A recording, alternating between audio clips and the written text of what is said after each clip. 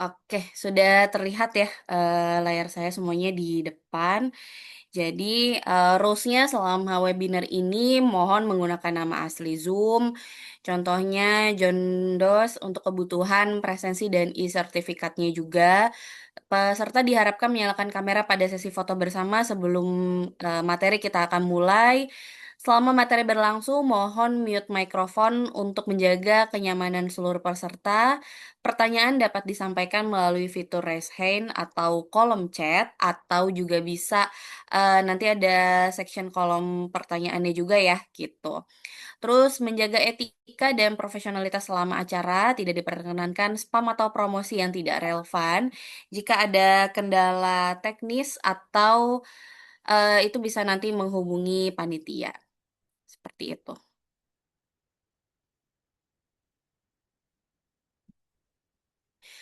Lalu bagaimana sih, Kak? Biasanya kan banyak banget nih yang nanya rules klaim, sertifikatnya. Yang pertama mengisi daftar hadir di akhir acara, absensi. Lalu link absensinya nanti akan dibagikan di akhir acara melalui Zoom chat.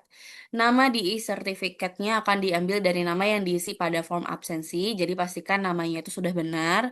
E-sertifikatnya itu estimasinya akan dikirimkan 3 sampai 5 hari kerja setelah webinar berlangsung. Pastinya juga kita harus ada wajib posting insight. Jadi apa saja sih insight dari kakak-kakak nih semuanya setelah mengikuti dari proses acara untuk webinar hari ini gitu kan ya. Nanti diberikan insight-nya juga di Instagram dan LinkedIn, tag Merdeka Siber dan narasumbernya yaitu Mas Edo. Yang keenam, jika sertifikatnya belum diterima setelah batas waktu yang ditentukan, silakan hubungi admin melalui kontak yang telah disediakan. Gitu. Oke, bisa ya kita mulai ya, teman-teman semuanya. Assalamualaikum warahmatullahi wabarakatuh. Selamat malam semuanya. Boleh sedikit pantun? Boleh ya. Ke kantor naik sepeda lipat sampainya telat kena omelan. Sebelum acara kita mulai dengan hikmat, boleh dong mungkin di komen-komen semangatnya biar tambah semangat. Garing ya, mohon maaf, gak bisa pantun. Oke, sebelum kita mengenal narasumber kita, mungkin kita perkenalkan terlebih dahulu ya untuk Merdeka Siber itu seperti apa sih. Lalu nanti kita akan ada section foto setelah ini dan nantinya juga acara yang ketiga yaitu langsung untuk pengenalan dari Mas Edo. Terus kita juga nanti akan ada pertanyaan-pertanyaan gitu yang akan dijawab oleh narasumber kita dan dari Merdeka Siber sebagai tambahan.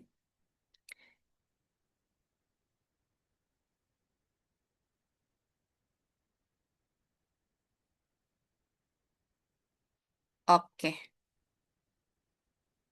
Eh,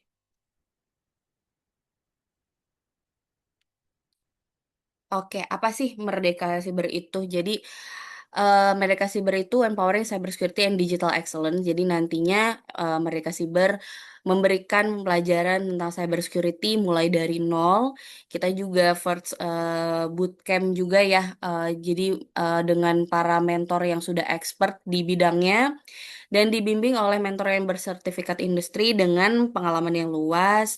Jadi nanti para kakak-kakak juga bisa menguasai keterampilan keamanan siber mulai dari yang fundamentalnya terlebih dahulu, lalu nanti juga akan diberikan 20 session ya kelas yang interaktif dan bisa akses ke lab yang khusus juga. Nah, program yang ditawarkan oleh Merdeka Siber itu pengalaman belajarnya itu yang lebih luas dan lebih mendalam dibandingkan program lain gitu. Jadi kita juga memastikan ya, jadi bawah dari kakak-kakak ini apakah bisa mengerti nggak ya kira-kira dari program yang telah maksudnya yang telah kita berikan gitu ya. Nah, itu nanti kita juga akan memastikan juga apakah nantinya dari kakak-kakak itu mengerti atau tidaknya gitu ya. Nanti kalau misalkan ada yang kurang ngerti, biasanya kita akan diberikan juga session untuk pertanyaan-pertanyaan juga ke para mentor kita juga gitu. Yang pastinya kita kan juga ada tujuannya ya. Kalau belajar nggak ada tujuannya, itu kayak sama aja kita nggak ada semangatnya nih gitu untuk melakukan suatu kegiatan gitu. Nah, pastinya kita juga mengoptimalkan untuk karir dari kakak-kakak untuk di bidang keamanan siber. Karena kan sekarang lagi siber ini kan juga lagi dibutuhkan banget ya untuk yang bidang cyber ini di Indonesia. Jadi dan masih membutuhkan banyak juga nih untuk yang para ahlinya gitu. Nah, siapa tahu dari pengalamannya mungkin dari awalnya masih di development atau pengembangan sistem gitu, terus pengen merambah nih ke keamanan cyber, nah itu bisa banget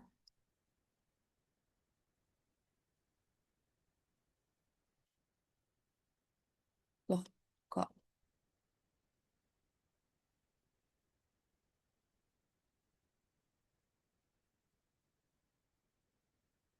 Nah, kita juga dipandu, jadi nanti eh eh kok sebentar ya, kesalahan teknis.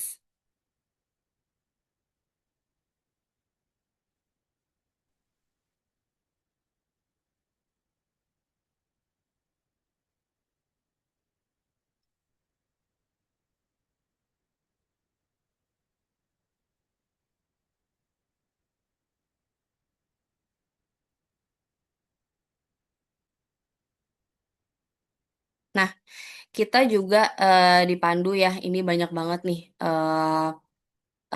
ini kita ya mentor-mentor kita gitu ya.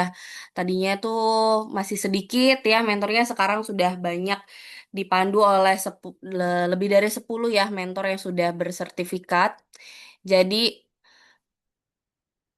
bersertifikat internasional dengan pengalamannya juga yang lebih luas. Di sini juga ada Mas Dodi, Mas Ruth Bakar, ada Mas Ashar dan yang lainnya gitu ya. Ada Mas Leo juga, ada Mas Dimas juga gitu yang sebelumnya mungkin udah ada yang pernah join di seminar sebelumnya, webinar sebelumnya. Nah, Mas Dimas ini juga pernah memberikan section webinar gitu.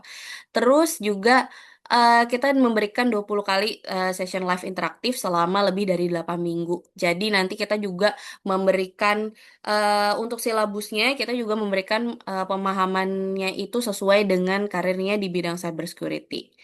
Gitu.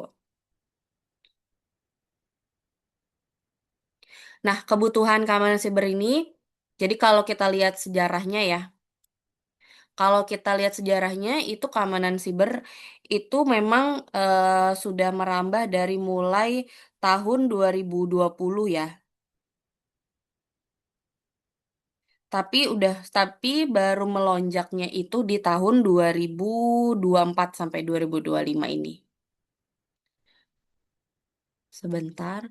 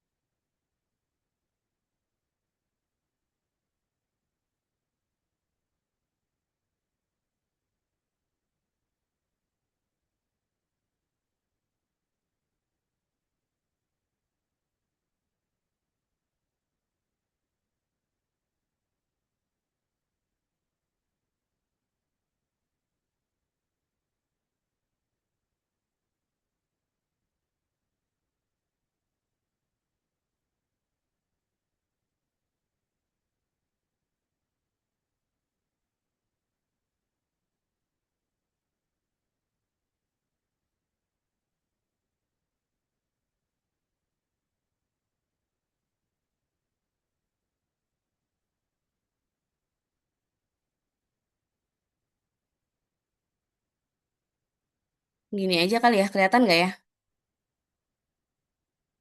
Hmm, Kelihatan Kak?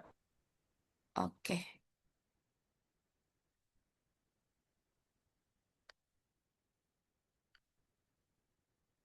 Nah, kebutuhannya itu memang sudah melonjak di tahun 2024 sampai 2025 ini ya, gitu. Jadi 67% itu persentase organisasi di kawasan untuk di wilayah Asia sampai Pasifik yang mengalami kekurangan staf keamanan siber itu pada tahun 2024.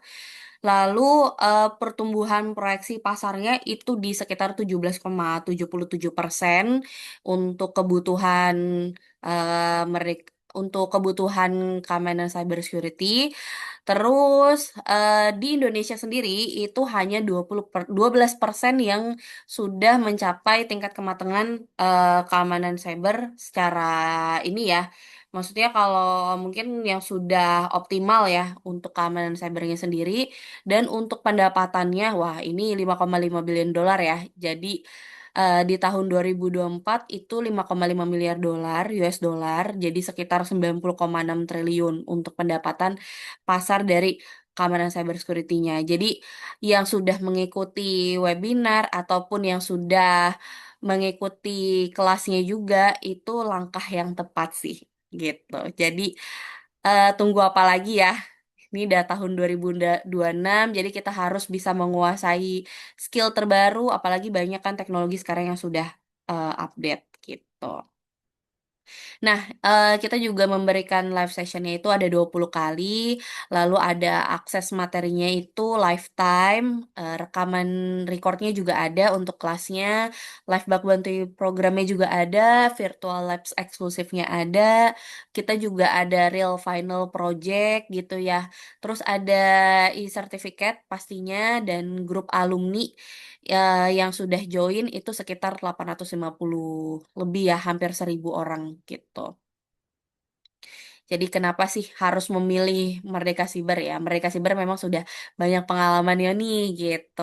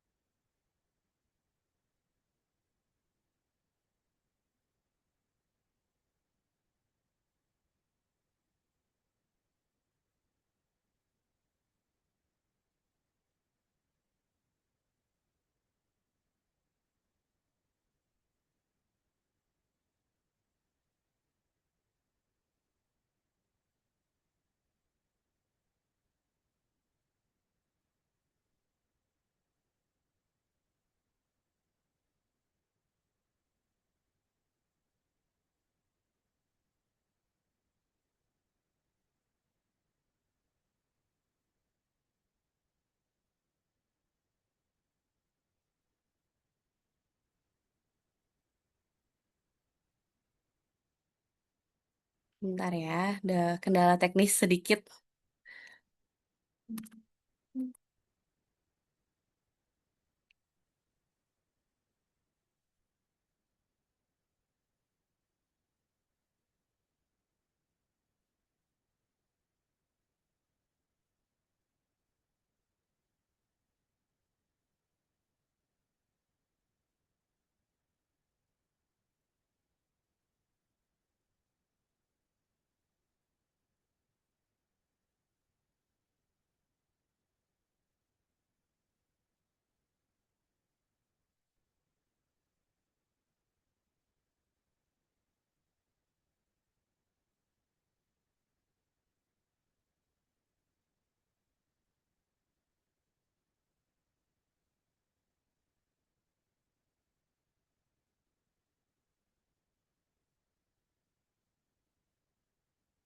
Nah, di batch kita nih, kita sudah batch ke-23. Jadi, apa sih, yang baru ya di 2026 ini, kita juga ada peningkatan untuk memperkuat, perjalanan keamanan cyber-nya juga. Jadi nanti kita juga memberikan yang terupdate gitu ya. Jadi ada pertama itu ada eksklusif ya, bonus eksklusif, ada 7 modul plus video record untuk yang kelasnya juga. Jadi kita juga memberikan yang tidak diajarkan di tempat lain, itu ada infrastruktur penetration testing, Wi-Fi penetration testing, ATM security penetration testing, dan lain-lainnya ya, masih banyak gitu. Jadi nanti kita sudah memberikan yang paling ter-up to date juga. Terus ada AI generate vulnerability report. Jadi ini vulnerability ini memang sudah harus, disertakan ya, apalagi untuk yang mungkin ada di sini kakak-kakak yang pernah kerja di bank, itu kalau kita mau integrasi API, nah itu tuh kan harus ada vulnerability report-nya ya, dari setiap kantor gitu. Kalau misalkan itu tidak ada, nanti dianggap, keamanannya itu, tidak bisa dipenuhi, gitu. Nah, kita juga memberikan, achievement level badge-nya. Jadi kita, memberikan pengakuan resmi atas progresnya dari, skill yang telah diambil ya oleh para kakak-kakak. Jadi untuk menegaskan juga secara profesionalismenya dan pastinya untuk memperkuat, profile LinkedIn-nya itu lebih menonjol juga, lalu di profile para, rekrutmen itu juga iya, gitu.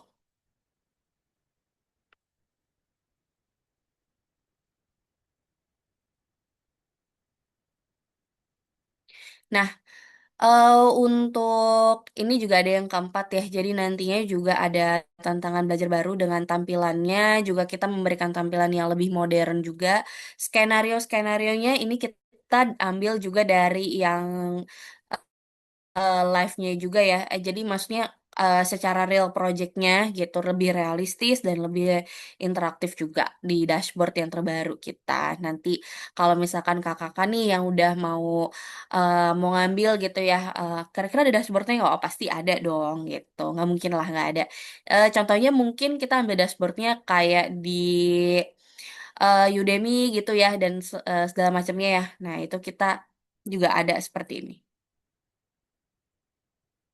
Terus, untuk waktu belajarnya kita mengambil waktu yang paling-paling ini yang paling aman ya. Kalau orang bekerja kan waktunya sampai jam 6 gitu ya, jam 6 atau jam 7. Terus kita ngambil waktunya itu di jam 8 sampai jam 10. Ya anggap aja kita kayak kuliah online ya. Terus kita juga ada pretest dan post test-nya juga, kita juga memberikan weekly tugasnya. Jadi kenapa kita harus memberikan tugas juga, karena kita bisa tahu nih kemampuan Kakak itu udah sampai mana, gitu. Kita juga ada sertifikasi kompetensinya juga, Life Bug Bounty Program, Life Hack the Box, final project-nya, dan presentasi untuk final project-nya, gitu. Kurikulumnya juga nanti kita bisa lihat ya dari sini, untuk yang mulai dari nol untuk upgrade skill-nya, dibimbing oleh para mentor kita yang sudah berpengalaman di bidangnya. Itu ada di hari pertama sampai di hari ke-20. Jadi mulai dari fundamentalnya nanti sampai, bagaimana sih, cara grooming CV-nya loh, sampai grooming CV, LinkedIn, dan karirnya juga gitu di keamanan cyber. Kita juga memberikan learning material sama videonya juga nanti untuk, silabusnya nanti bisa dicek ya di, link ini ya, silabus Messi. Ini, kita sudah memberikan in-house training juga kepada corporate, juga ada BSSN, Badan Cyber Negara, ada Korlantas juga gitu ya. Jadi nanti Kakak bisa cek juga nih, ada Pusri gitu, ada Jahu, Kemenkumham. Jadi memang, baik di BUMN, BUMD, bahkan bank sekalipun itu sangat diperlukan untuk cyber security training-nya. Iya, job opportunities-nya kita juga bisa cek sendiri ya, mungkin di LinkedIn atau di Glints juga tuh banyak banget, yang membutuhkan gitu. Jadi Kalau kita lihat mungkin angkanya fantastis ya, gitu ya, fantastis per bulannya nih ada yang sampai nembus 40 juta loh, gitu kan. Keren banget kan, siapa sih yang nggak mau nih dengan penghasilan sebanyak ini gitu kan, hanya dengan menguasai cyber security. Nah, ini caranya ada nih. Caranya nih aku kasih tahu ya. Caranya itu adalah mengikuti dari Merdeka Cyber juga. Dari Merdeka Cyber. Kita juga ada alumninya itu sampai hampir 1.000 alumni ya, gitu. Kurang lebihnya seperti ini. Kurang lebihnya 900 alumni. Jadi yang sudah menjadi pelopor perubahan di dunia cyber security yang sudah bertransformasi dari yang mulai dari pemula sampai hingga praktisi profesional di baik di industri gitu. Pasti ada yang nanya nih, kira-kira berapa sih, Kak, untuk mengikuti di Merdeka Siber? Nah, Merdeka Siber ini itu kira-kira di 2 jutaan saja gitu. Jadi kalau misalkan sudah mengikuti nih eh sudah mengikuti nih program batch kita yang 23 nih, ini harga normalnya itu di 4 juta, tapi kita memberikan diskon itu 50% di 2 juta rupiah saja gitu. Seperti kata Kevin Mitnick, peretas pada dasarnya bukanlah orang jahat. Jadi mereka itu penasaran dan suka menjelajah. Gitu ya. Mungkin dari sini yang mungkin ya banyak ya yang pemahamannya seperti ini. Jadi kita tuh tidak ditakdirkan untuk orang jahat, tapi kita mengetahui apa sih yang dilakukan oleh orang jahat tersebut, kita mempelajarinya, lalu kita bisa membentengi diri kita sendiri. Seperti itu ya kakak-kakak semuanya. Jadi nanti kalau mau ada yang mengikuti program untuk yang batch 23 dengan harga 2 juta rupiah aja, dengan kuota kelasnya juga terbatas, karena seperti tadi ya, itu satu kelasnya itu bisa di 20 atau 3 sampai 30 orang saja gitu. Jadi dari 215 partisipan ini mungkin boleh dari 20-nya gitu langsung bergabung ya untuk hari ini. Jadi nanti tinggal langsung menghubungi admin di WhatsApp yang sudah tertera ini.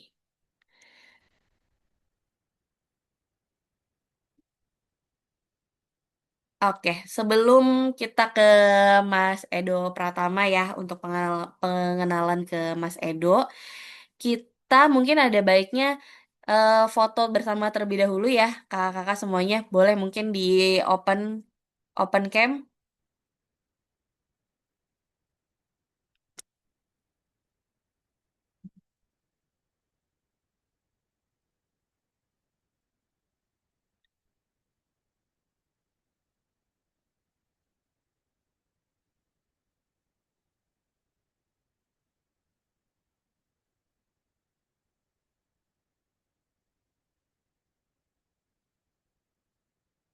Wow, banyak banget ya.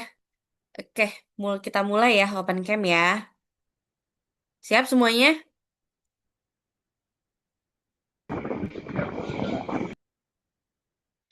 Oke, 1, 2, 3.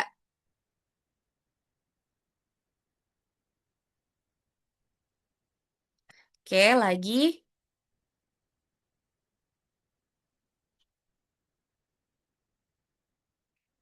1, 2, 3.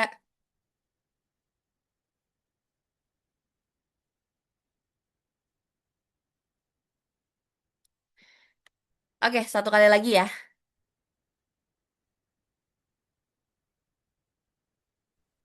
1, 2, 3.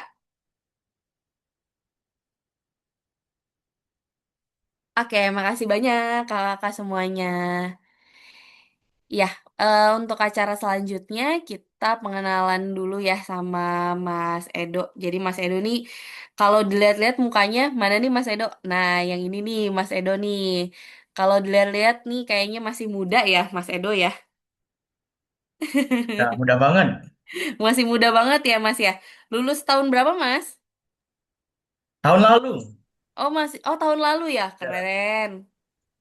boleh nih, mungkin kakak-kakak yang lain bisa belajar sama Mas Edo ya. Jadi Mas Edo ini, dia ini adalah offensive security atau bug hunter. Kita juga akan memberikan materi dari Mas Edo itu membedah cara berpikirnya attacker sekaligus auditor bisnis untuk mengubah satu celah logika menjadi rangkaian temuan yang valid. Gitu dengan impact yang nyata terhadap bisnis dan severity-nya yang lebih tinggi. Gitu. Jadi nanti dikembangkan juga satu bug menjadi multiple valid yang findings ya Mas ya gitu. Nanti dari Mas Edo yang akan menjelaskan gitu.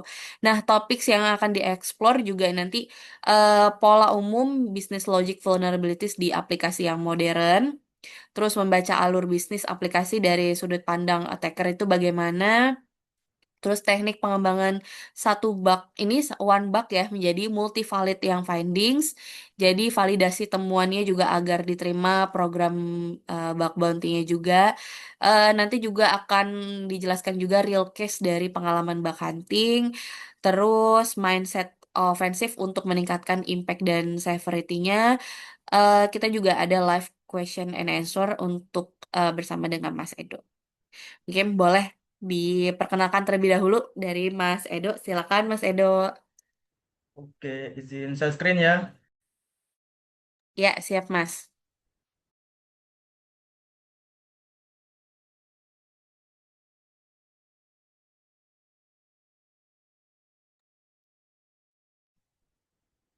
Oke, bentar. Ah, masuk nggak ya? Ya, aman Mas, kelihatan Mas. Mungkin langsung saja ya. Sebelumnya, Assalamualaikum warahmatullahi wabarakatuh. Selamat malam teman-teman semuanya. Terima kasih ya untuk teman-teman dari Merdeka Cyber tuh yang telah mengundang saya untuk diagendakan pada malam hari ini untuk sharing session tentang bug bounty. Dan juga teman-teman yang udah join di awal tahun 2026 ini, awal tahun banget ya, Januari awal gitu ya, untuk materi ini. Ah, Selanjutnya saya nih akan coba nih berbagi pengalaman lah, experience saya di bug bounty, terutama di business logic exploitation karena kalau saya main di bug bounty biasanya targetnya ya business logic karena ya paling enak untuk dikembangkan jika temu-temuannya itu valid atau duplikat atau informatif. Nah, jadi itu temanya bagaimana sih cara mengembangkan satu bug menjadi multiple valid finding. Nah, ini artinya kita bisa nih bakalan mengembangkan lagi nih temuan-temuan yang informatif, duplikat atau ya yang nggak diterima atau yang valid juga bisa gitu kan. Oke, nah sebelumnya perkenalan ya tadi mbaknya eh, minta perkenalan, saya sekalian di sini aja perkenalannya. Sebelumnya perkenalkan nama saya Edo Pratama, seorang security engineer, pentester dan juga bug hunter. Nah, saat ini saya ada di Jakarta. Sayanya asal dari Palembang nih, mungkin banyak teman-teman dari Palembang, dari Indonesia juga, atau dari komunitas juga nih yang join-join mungkin ya. Mungkin salam kenal juga dan welcome. Ini ada medium saya. Kalau teman-teman mau baca write up saya ini bisa dibaca-baca karena kalau gabut biasanya saya bikin tuh write up yang udah pernah saya validin semuanya gitu kan. Saya biasanya mainnya di Yasuo Hack gitu. Jadi lebih familiar di Yasuo Hack karena juga karena sudah track recordnya di Yasuo Hack. Jadi banyak privat lah gitu. Jadi lebih enak dibandingkan platform lain. Tapi kalau teman-teman mainnya di platform lain lebih bagus juga gitu karena lebih bervariasi kan. Oke, nah sebelumnya disclaimer dulu ya. Tujuan saya pada saat ini untuk edukasi, sharing lah pengalaman saya di Bug Bounty. Karena temanya bisnis logic kan itu berarti mengerai ke fraud ya. Jadi saya nggak menjamin lah kalau teman-teman mainnya ntar di yang ilegal gitu. Karena ini berhubungan dengan keuangan nantinya kan. Jadi kalau mau praktek bisa digunakan pada saat teman-teman lagi ngepentes gitu. Atau cari target-target yang memang ngebuka jasa bug bounty atau platform-platform resmi lah gitu kan. Nah itu lebih disarankan karena ya impactnya kan merugikan ya karena bermain di keuangan gitu. Nah langsung saja introduction to business logic bug. Jadi tuh apa sih business logic bug tuh? Nah business logic nih dia nggak sama dengan bug-bug vulnerable seperti XSS, SQLI, command injection dan lain-lain yang bermainnya dia di payload, kode atau script gitu. Jadi business logic ini dia terjadi nih ketika aplikasinya tidak error secara teknis. Jadi itu nanti pada saat kita melakukan sebuah pengujian atau mencari nge-hunting lah, nge-hunting bug, itu kita hadapi requestnya 200 sukses atau crit lah, atau diterima lah. Karena ya tujuannya memang itu, memang harus diterima. Kalau dia nggak diterima nanti nggak bakalan masuk yang kita manipulasi tersebut. Nah, ini melanggar di aturan bisnisnya. Jadi tuh sistemnya ini percaya nih kalau datanya itu divalidasi hanya di teknis. Nah, dia nggak divalidasi di secara aturan bisnisnya gitu kan. Nah, contohnya kalau dia minus satu kan itu kan teknis banget ya. Tapi kalau kita melakukan sebuah pengurangan harga, nah itu kan beda lagi itu di bisnis gitu kan. Jadi itu dia valid secara teknis tapi salah secara bisnis. Nah, di sini saya kasih sedikit dulu lah, tipis-tipis untuk sampel gitu kan. Sampel ini ada request dan response. Nah, ntar ini ada yang nutupin. Nah, ini sampelnya ini sebuah API transaksi. Mungkin familiar kalau teman-teman mainnya di mobile banking atau di digital banking gitu kan, atau yang hal-hal yang berbaur dengan transaksi lah gitu. Itu mungkin familiar lah kalau kita melakukan sebuah transaksi. Nah, secara default itu kalau transaksi itu kan nggak boleh tuh lebih kecil daripada satu. Ya seminimal mungkin satu. Bahkan kalau ada di banking-banking atau di digital banking itu biasanya minimal itu 10 biasanya ya. Kalau saya analisa ya, minimal 10 itu udah mentoknya itu untuk transaksi. Apalagi dia lebih kecil dari satu. Nah, itu kan bermasalah di aturan bisnisnya gitu kan.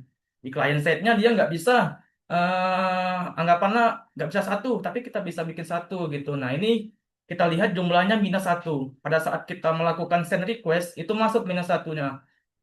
Dan juga harapannya berhasil gitu kan. Nah, ini berhasil gitu. Ntar divalidasi lagi mungkin dari transaksi historinya dan lain-lain gitu. Nah, biasanya nih kalau di real case dia kebanyakan bermanipulasi di harga atau di quantity.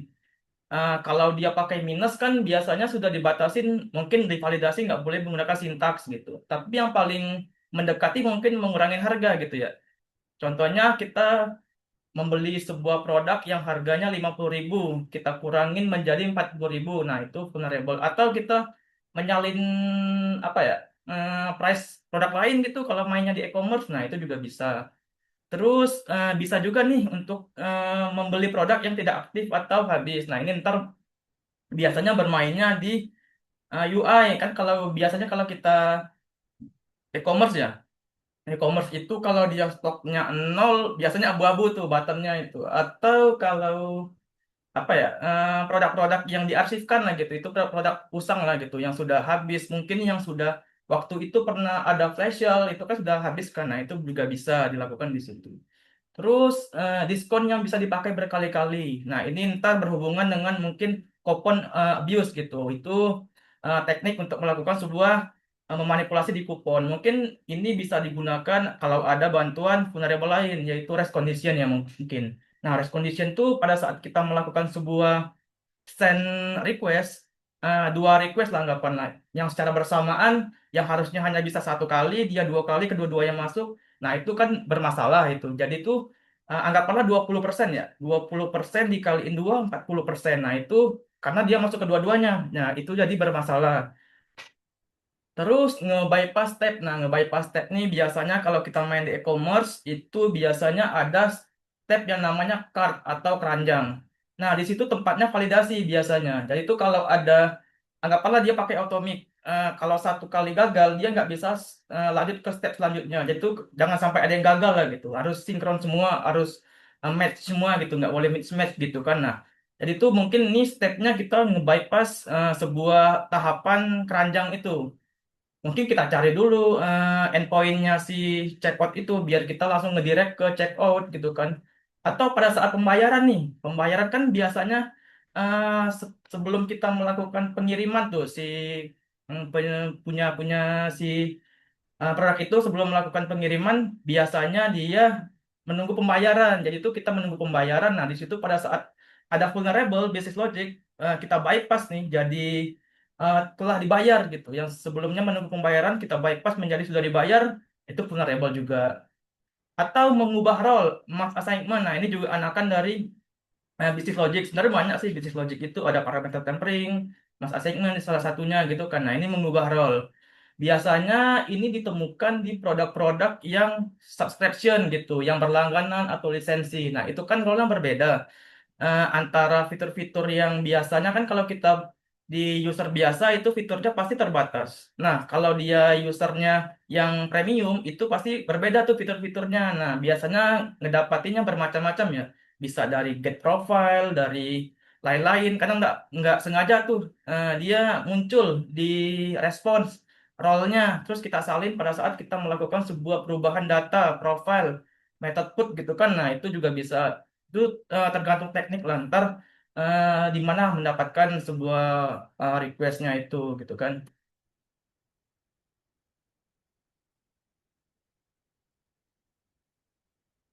Nah, selanjutnya kita akan membahas tentang thinking like the business not the hacker. Jadi tuh kita kalau bermainnya di business logic itu biasanya banyak mengandai-andai atau berumpama lah. Kalau pakai ini bisa nggak ya? Terus kalau coba dong respon ini kita salin ke request ini kita ubah nih bisa nggak ya? Terus gitu-gitulah. Jadi itu banyak berandai-andai gitu. Kita berbanyak nyari ide sih sebenarnya di sini. Itu kita mengubah nih mindset dari pellet based hunting ke business impact based hunting. Nah, apa sih fokusnya kalau bermain di business logic? Di antaranya itu ada rule bisnis. Jadi itu kita bisa nih mempelajari rule bisnis nih dari awal step ya. Dari awal step itu kan kita ngebandingin dulu. Kalau kita mainnya di toko-toko ya, e-commerce itu biasanya pasti produknya berbeda antara produk lainnya. Apakah dia ada yang bundling atau paketan, terus ada yang bisa gift card, ada yang bisa apa ya custom contohnya, terus ada yang bisa menambahkan kupon dan lain-lain sampai dengan pada saat pembayaran. Nah itu harus dibandingkan dulu. Ini rule bisnisnya kita bandingkan dulu produk lain dengan produk yang lainnya gitu. Atau ada yang flash sale dan lain-lain atau ada yang limited gitu kan. Nah itu perlu dibandingkan. Yang kedua ada revenue flow. Revenue flow itu tahapan pada saat kita memasukkan produk itu ke keranjang sampai dengan ke pembayaran sampai sukses gitu kan. Nah, di pembayaran tuh biasanya banyak tuh. Mulai dari kita memilih metode pembayarannya apa kan? Apakah bisa menggunakan PayPal atau bisa menggunakan Amazon atau lain-lain gitu. Atau apalagi ya, alamat ya. Biasanya tuh alamat juga jadi satu concern gitu. Dia bisa menggunakan kargo pengirimannya gitu kan. Terus dia atau kalau bermain di region, contohnya hanya bisa di Pulau Jawa. Nah, kita lakukan sebuah bypass manipulasi, kita bisa mengantar di Pulau Sumatera gitu kan. Itu juga manipulasi di revenue flow-nya. Terus selanjutnya ada abuse skenario. Nah, di abuse skenario itu kita biasanya melakukan sebuah serangkaian manipulasi-manipulasi gitu. Di antaranya tadi race condition. Price condition pada saat kita melakukan sebuah kupon atau melakukan sebuah refund yang harusnya pada saat kita melakukan sebuah refund itu pengembalian. Nah, itu kan defaultnya hanya satu kali ya kalau sudah berhasil ya.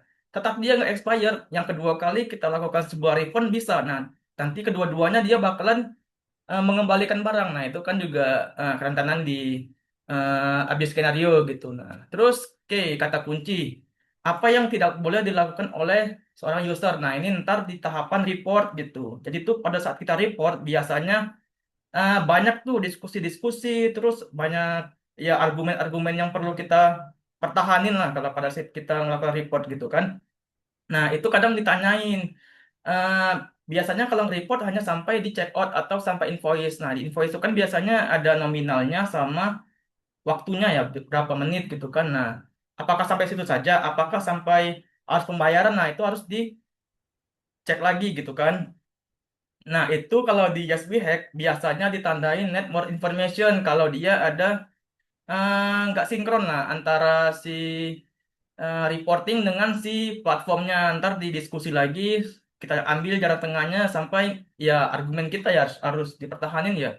Tapi dalam artian benar gitu. Kalau salah juga bakalan ntar ditolak dengan mereka gitu kan. Nah, untuk sampelnya biasa refund atau pengembalian. Nah, pada saat kita melakukan pengembalian tadi kan, yang harusnya satu kali, tapi dia nggak expire. Kita lakukan pengembalian lagi nih. Yang kedua kali, ininya, endpointnya dia nggak expire gitu.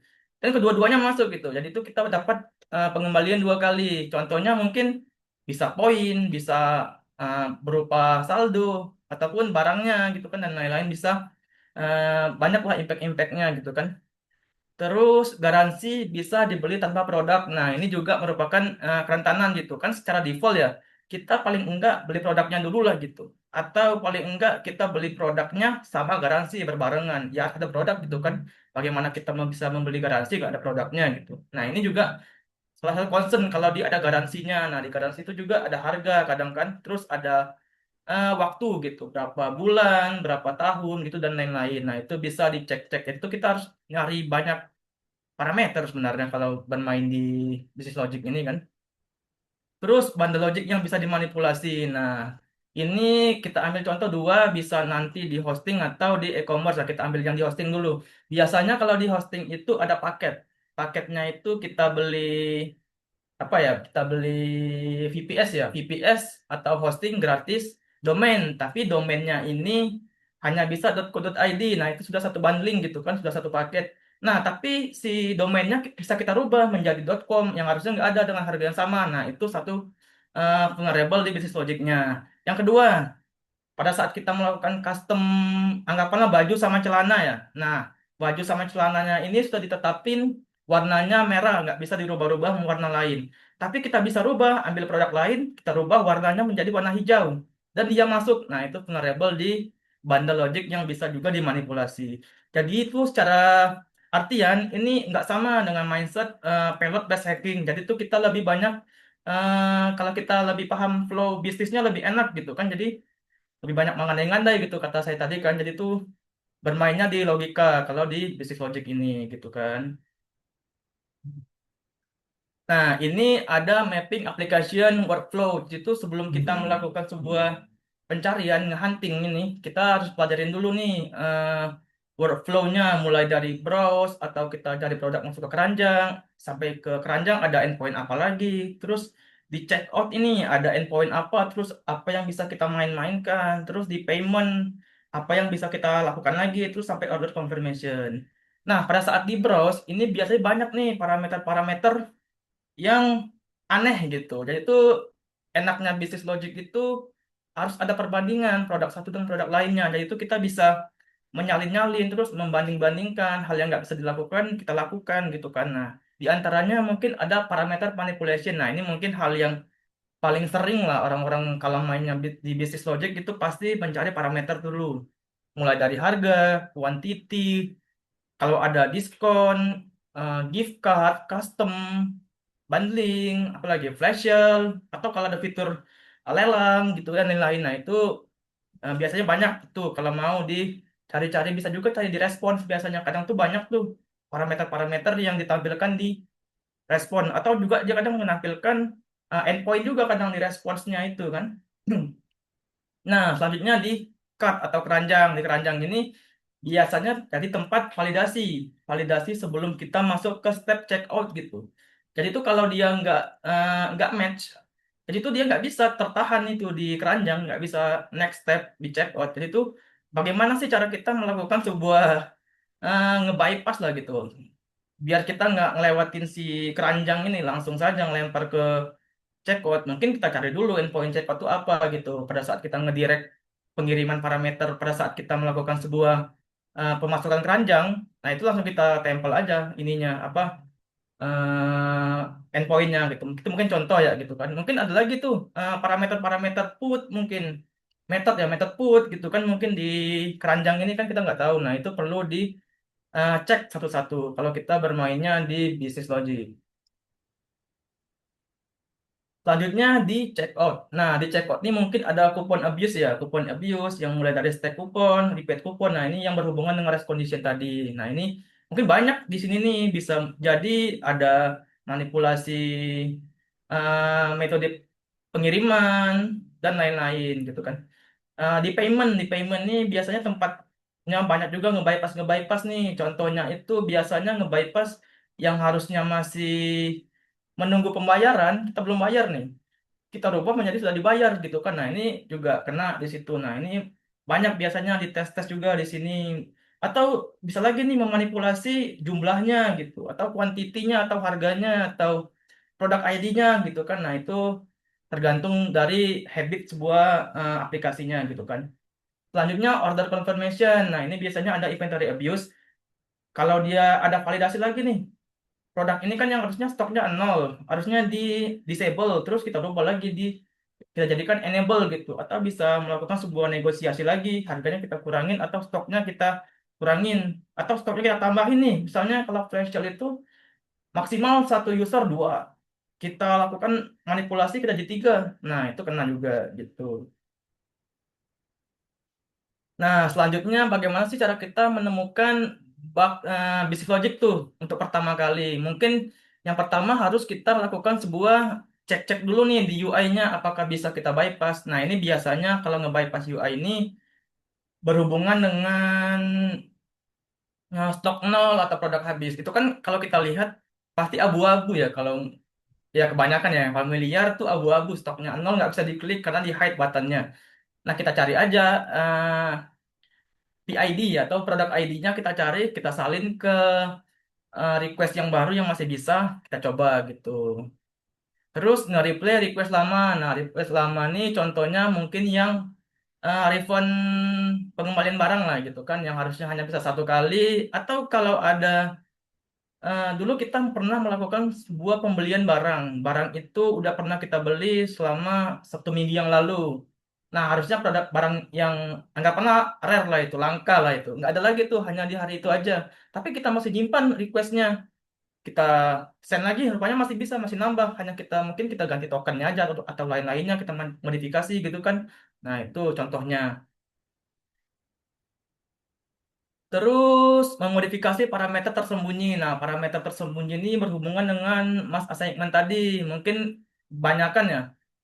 Sejauh ini saya kebanyakan dapatnya di third party ya. Jadi itu kebanyakan kalau e-commerce luar negeri terutama itu menggunakan third party. Jadi itu kalau kita sudah memahami flow bisnis sebuah aplikasi yang pernah kita dapatin, nah kalau kita dapat case yang sama itu lebih mudah. Bukan mudah ya, lebih mudah karena kita sudah mempelajari flow bisnisnya. Jadi itu kita tinggal mencoba-coba lagi gitu kan karena dia menggunakan third party. Tapi dalam artian third party ini dia harus in scope ya, kalau out of scope juga nggak diterima gitu.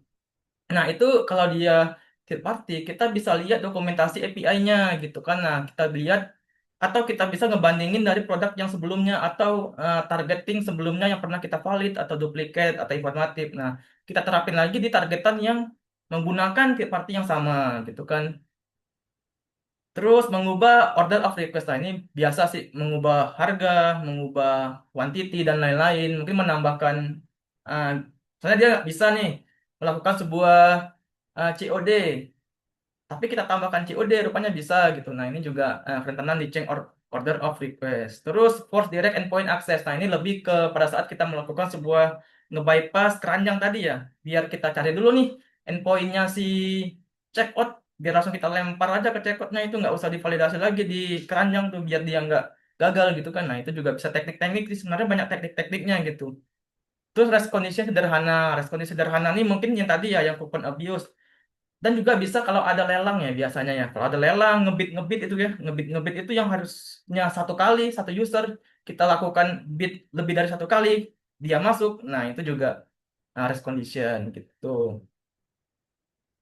Nah, ini ada product and workflow manipulation. Nah, di antaranya tuh kalau mau manipulasi itu ya paling sering paling di harga ya. Harga terus quantity negatif. Nah, ini biasanya agak agak ngeri ya quantity negatif nih karena terkadang sudah divalidasi. Jadi itu yang paling memungkinkan mungkin harganya dikurangin saja gitu. Atau SKUID, PID produk lain kita salin di produk yang target kita. Nah, itu bisa dicek-cek lagi. Jadi itu dia pakai price produk lain tapi barangnya barang yang kita tambahkan ke keranjang gitu. Selanjutnya produk yang disable atau diarsipkan. Nah, produk yang disable atau diarsipkan nih yang tadi. Jadi itu terkadang kalau dia sudah habis atau udah nggak dipakai lagi lah, mau diupdate gitu, diupdate ke produk lain atau produk yang nggak stok lagi. Nah, kita bisa simpan dulu ID-ID-nya, terus ntar kita gunain pada saat dia nggak dipakai lagi. Nah, itu juga bisa dicoba-coba. Nah, sekarang di abuse. Nah, di abuse ini biasanya tadi terjadi di bundling. Mungkin sama kayak tadi lah, contohnya di bundling atau di packaging. Terus di garansi. Nah, di garansi ini biasanya ya manipulasinya bisa diperpanjangan. Misalnya dia $1 tuh hanya 1 bulan kita perpanjang jadi $1 tuh 2 bulan gitu kan. Nah itu bisa juga di situ.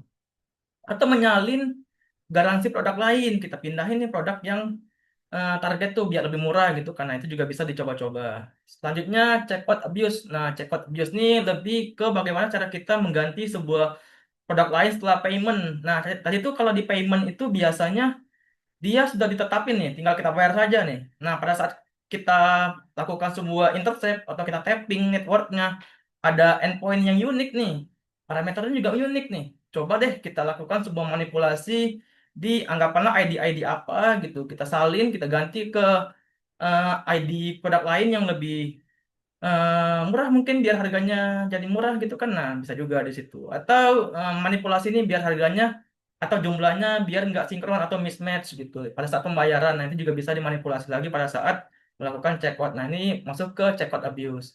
Nah, ini juga sering terjadi di e-commerce, subscription atau digital goods. Nah, digital goods itu biasanya yang langganan kayak seperti e-book gitu ya. Nah, itu seperti itulah. Nah, ini sering terjadi. Jadi itu kalau teman-teman mau mainnya di Business Logic, cari platform atau program yang ngebuka jasa bug bounty-nya di tiga ini, e-commerce, subscription, dan digital goods. Di lain juga banyak sebenarnya, tapi yang paling memungkinkan, paling enak, paling banyak itu di tiga ini gitu untuk target-targetnya ya. Nah, ini ada contoh case, mungkin ini lebih ke parameter ke mass assignment lah gitu kan. Nah, ini kalau kita ambil contoh, ini bukan di e-commerce, mungkin di web-web ini ya, target-target yang ntar saya gimana ya?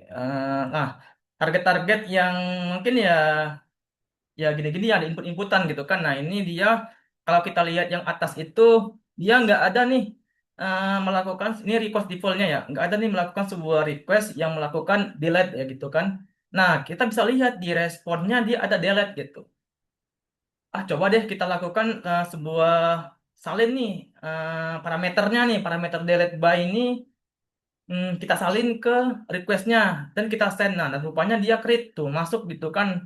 Nah, ini juga terjadi di mass assignment gitu. Jadi itu kita menyalin sebuah parameter pada saat direspons dia muncul, kita salin ke request, pada saat kita send dia masuk. Nah, itu terjadilah sebuah vulnerable di situ. Nah, ini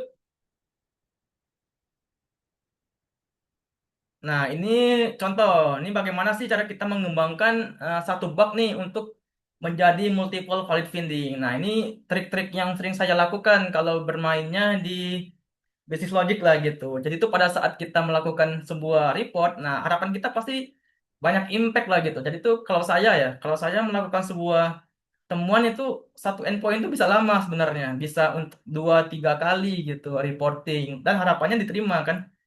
Nah, yang pertama kalau di e-commerce atau di apa ya, di subscription dan lain-lain itu biasanya banyak region negara. Nah, ini hal-hal yang unik biasanya. Jadi itu mereka ngebayar kita di semua region yang berbeda gitu. Jadi itu misalnya kita lakukan di Indo, kita report lagi di US, itu diterima dengan mereka. Tapi hostnya harus beda gitu kan, scope-nya beda, nggak boleh sama. Tapi kebanyakan sama ininya, parameternya. Jadi itu kita atau endpointnya, jadi itu kita bisa mencoba-coba gitu kan. Nah, ini satu satu trik. Nah, yang kedua, ini dia basic logic lah, anggapannya PID ini tes ini sebuah produk yang udah habis sebenarnya, udah habis atau nggak ada stok lagi nih. Kita manipulasi, tambahkan nih PID-nya, kita send masih masuk dan dia masuk gitu kan. Nah, yang kedua ini dia sebenarnya rest condition. Rest conditionnya ini berbarengan dengan produk sebenarnya. Ini saya lupa tambahin sebenarnya. Dia berbarengan dengan produk. Itu seharusnya kita bisa membeli satu produk itu hanya bisa satu garansi. Nggak bisa lebih dari satu garansi. Kalau mau kita beli lebih satu garansi, kita beli produk juga berarti. Jadi dua produk, dua garansi. Nah, ini garansinya saja kita perpanjang lebih banyak-banyak untuk satu produk gitu kan. Nah, ini sebenarnya ada produk ID awalnya, cuman terhapus ini kan. Nah, jadi itu ini dua sudah di endpoint yang sama di parameter yang berbeda. Hanya kita hapus hapus ininya aja, hapus produknya aja.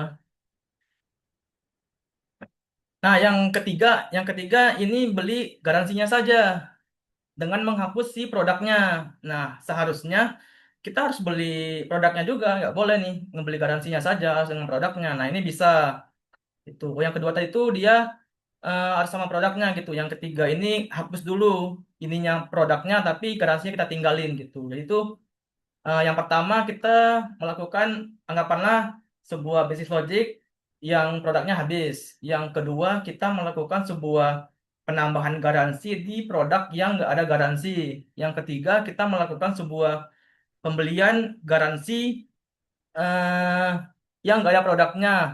Yang keempat dia membeli sebuah garansi dengan produk tapi produknya di race condition kan. Jadi itu satu produk hanya lebih dari satu garansi. Satu produk bisa dua garansi. Nah, itu bisa empat jadi kan. Nah, sebenarnya itu banyak tergantung logika kita mau kita apakan. Jadi itu kalau mau di bisnis logik itu sebenarnya banyak mengayal-ngayal lah pakai ini bisa nggak ya? Ya itu kadang bolak-balik nih, oh pakai ini dites rupanya bisa gitu kan. Dan itu banyak ya mengayal-ngayal ya kalau main di bisnis logic ya. Nah, ini bagaimana sih cara kita melakukan sebuah penulisan report nih biar dia diterima. Nah, ini dalam artian yang sebelum tadi ya. Nah, itu pasti banyak tuh perdebatan informatif tuh. Terus duplikat dengan temuan sebelumnya. Nah, itu perlu kita apa ya?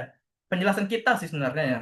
Kita berfokus kepada impact-nya tuh berbeda dengan yang sebelumnya gitu kan. Nah, kita jelasin dengan mereka gitu. Nah, jadi itu bahasa yang digunakan selain dari technical harus non-technical friendly gitu. Jadi itu kita lebih langsung aja to the point. Ini dia bedanya di sini gitu. Nggak sama dengan yang sebelumnya, dengan tekniknya berbeda gitu kan. Nge-fixingnya juga berbeda gitu kan. Nah, terus menyertakan kalkulasi potensi kerugiannya juga dibandingkan dengan sebelumnya. Terus eh, kita rekam tuh kalau dia bisa abuse skenario, terus nge-report ulang temuan yang resolve. Nah, biasanya ini udah di close dengan mereka, masih open kita report lagi. Ini saya pernah melakukan sebuah temuan, temuannya ini eh, informatif dibikin dia karena endpointnya sama parameter yang berbeda seperti tadi kan. Tadi kan endpointnya sama parameter yang berbeda. Nah, dia bilang base code-nya sama gitu. Jadi itu pada saat mereka melakukan fixing, yang saya report ini harusnya terfixing juga kata mereka gitu kan. Nah, setelah saya lakukan lagi pengecekan ulang di surat mereka itu masih open dengan teknik yang berbeda. Terus saya coba untuk melakukan report ulang ya mereka open-open aja ya, silakan aja. Nah, dan diterima gitu. Tapi saya menekankan kalau ini tekniknya berbeda dengan sebelumnya dan impact-nya juga berbeda gitu kan. Nah, ini diterima walaupun dengan mungkin rewardnya bisa lebih kurang dari sebelumnya gitu kan ya gitulah. Nah, ini beberapa common mistake yang sering dilakukan pada saat kita nge-hunting di business logic. Jadi itu banyak kesalahan kadang. Kita terlalu fokus ke babnya dulu pada saat kita lakukan enumerasi. Itu enumerasi kalau di business logic itu kita lebih mencari-cari fitur gitu, mencari-cari perbandingan produk lain dengan produk yang satunya gitu kan. Nah, reportnya terlalu teknis. Nah, contohnya nih requestnya bisa dimodifikasi. Nah, ini ntar dia jadi patokan untuk ngeinformatifkan temuan sebelumnya gitu kan. Jadi itu kita lebih to the point aja. Ini usernya bisa membeli produk tanpa membayar contohnya gitu. Terus tidak menjelaskan real impact-nya tapi lebih ke menjelaskan teknis caranya. Nah, itu biasanya mereka juga nolak gitu. Nolaknya pasti dibikinnya informatif ya kalau di Gatsby Hack gitu ya. Tuh, nah ini ada sedikit simulasi case mungkin untuk business logic ya. Ntar.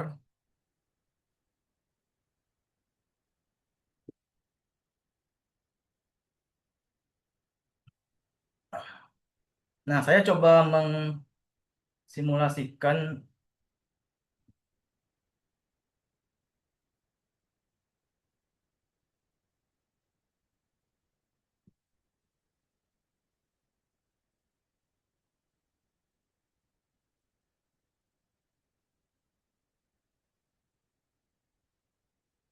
Nah, kita langsung simulasi saja. Bagaimana sih cara bisnis logic itu bekerja ya? Di sini mungkin sedikit ininya sampelnya, jadi dibarengin dengan variabel lain mungkin ini. Tapi di parameter yang sama. Nah, ini juga bisa dikembangkan dengan satu parameter yang sama, tapi bisa banyak variabel lain gitu contohnya gitu ya.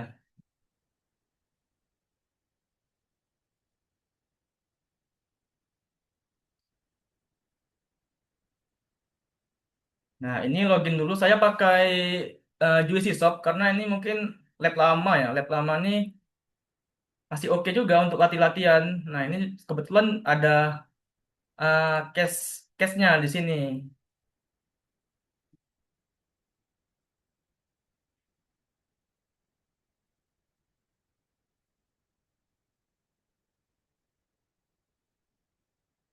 Kita coba daftar dulu kali ya. Oke, kita masuk. Mungkin vulnerable lainnya saya skip dulu karena fokusnya ke bisnis logic dulu. Nah, ini coba lakukan sebuah bisnis logic. Ada beberapa contoh. Mungkin kita lakukan dulu pengambilan lah. Mungkin kalau sebelum kita lakukan sebuah beraksi gitu ya, dicek-cek dulu ya. Misalnya ini apa gitu kan, produknya apa aja nih. Ini harganya berapa? Biasanya ada endpoint apa gitu kan. Ini kan berbeda nih, hanya satu gitu.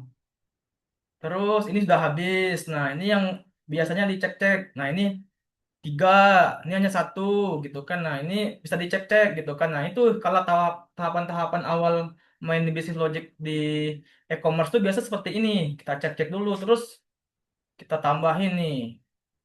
Terus, nah ini bisa di bypass contohnya. Terus ke check out gitu kan, dicek-cek dulu. Sebenarnya dirasa-rasain dulu lah.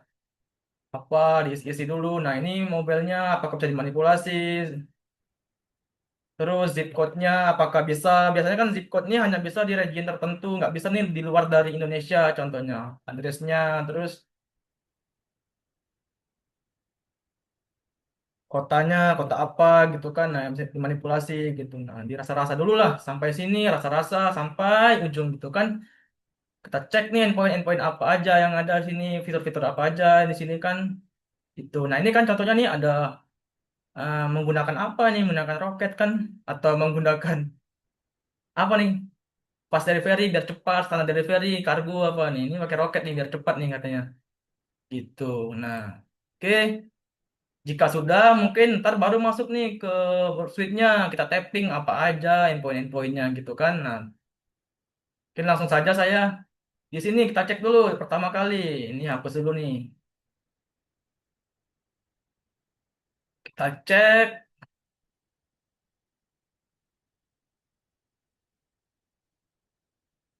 kita tambahin nih. Ini dulu lah, apa nih, poin apa nih kan. Nah, ini kan dapat nih kadang ID apa ini kan bisa dicek. Terus basket itemnya ini apa? Nah, ini yang perlu dicek-cek apa ini produk ID ini berarti ID-nya si produk. Basket ID ini keranjang. Kalau di kita mainnya di iDoor mungkin ini UID ya, user ID gitu kan. Nah, kuantitinya apakah bisa jadi minus dan lain-lain, nah, bisa kita cek gitu kan. Nah, kita coba dari atas produk ID-nya mungkin. Ini kita gagalin dulu lah nih biar ulang lagi. Dah, berhasil.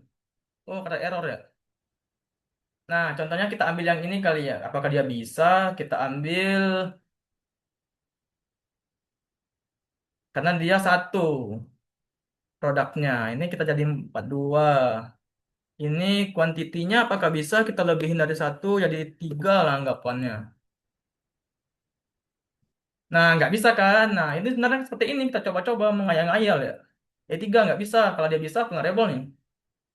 Balik. Terus, mungkin dengan metode lain. Race condition kali.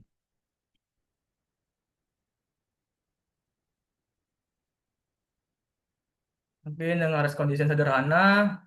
Kita coba-coba aja bisa atau enggak ya. Kalau dia bisa, berarti vulnerable. Bisa nggak? Masuk, masuk, masuk.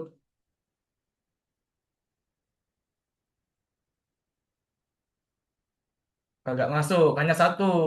Itu nggak bisa. Oke lah, berarti gagal. Terus coba yang lain kali. Yang lain, ambil kali ini apa? Bebas sih.